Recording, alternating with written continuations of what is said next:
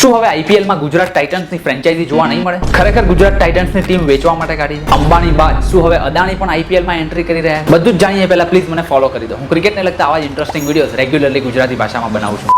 According to the sources, Gujarat ટાઇટન્સની owner company CVC Capitals આ ફ્રેન્ચાઇઝીમાંથી પોતાનો મોટાભાગનો હિસ્સો વેચવા માંગે છે. 2021માં સીવીસી કેપિટલ્સે 5,625 કરોડમાં ગુજરાત ટાઇટન્સની ટીમને ખરીદી હતી. હવે લગભગ 3 આઈપીએલ સિઝન બાદ આ જ કંપની ગુજરાત ટાઇટન્સમાંથી પોતાનો મોટાભાગનો સ્ટેક વેચવા માંગે છે અને આ જ મોટો હિસ્સો ખરીદવા માટે અદાણી અને ટોરેન્ટ ગ્રુપ ઇન્ટરેસ્ટેડ હોય એવી વાતો ચાલી રહી છે. એકચ્યુઅલી 2021માં જ્યારે ગુજરાત ટાઇટન્સની આઈપીએલમાં એન્ટ્રી થઈ ત્યારે પણ અદાણી ગ્રુપ અને ટોરેન્ટ ગ્રુપ આ રેસમાં તો હતા જ, પરંતુ સીવીસી કેપિટલ્સની મોટી બીડના કારણે તેઓ આ ડીલ ચૂકી ગયા હતા. ગુજરાત ટાઇટન્સની ટીમ 3 જ વર્ષમાં $1 અબજ જેટલી વેલ્યુ ધરાવતી ફ્રેન્ચાઇઝી થઈ ગઈ છે. એટલે જો આ જ વેલ્યુએશન ઉપર સીવીસી કેપિટલ્સ પોતાનો મોટાભાગનો સ્ટેક વેચે છે તો ઓફકોર્સ એ કંપની તો પ્રોફિટ જ કરવાની છે. આ બધી પ્રોસેસ માટે બીસીસીઆઈ નો લોક ઇન પીરિયડ ફેબ્રુઆરી 2025માં પૂરો થવાનો છે. એટલે ત્યાં સુધીમાં જો બધું બરાબર રહ્યું તો આ ડીલ પૂરી થઈ જાય તેવી શક્યતાઓ છે. તમને બધાને ખબર જ હશે કે Adani group already women's premier લીગમાં અમદાવાદની ફ્રેન્ચાઇઝી ધરાવે છે. એટલે જો હવે આગળ જતા કદાચ આઈપીએલમાં ગુજરાત ટાઇટન્સની ટીમ પણ અદાણી વાળા ખરીદી લે તો એમાં કઈ નવાઈ નહીં. બાકી એ ક્રિકેટ ફેન્સની દ્રષ્ટિએ જોવા જઈએ તો આમાં આપણને તો કોઈ જ ફેર પડવાનો નથી. ગુજરાત ટાઇટન્સની ટીમ પણ ક્યાંય જવાની નથી. શુભમન ગિલ જ ગુજરાત ટાઇટન્સના કેપ્ટન રહેવાના છે અને બાકીના બધા મેઇન પ્લેયર્સ પણ ત્યાં જ રહેવાના છે. ઓફકોર્સ જ્યારે ઉપરની કંપની બદલાઈ જાય ત્યારે આપણને ટોપ મેનેજમેન્ટમાં ફેરફારો જોવા મળે છે. એટલે જો કદાચ કોઈ એવી અફવાઓ ફેલાવતો હોય કે ભાઈ ગુજરાત ટાઇટન્સની ટીમ આઈપીએલમાં જોવા નહીં મળે તો એ બધાને આ વિડીયો શેર કરી દેજો.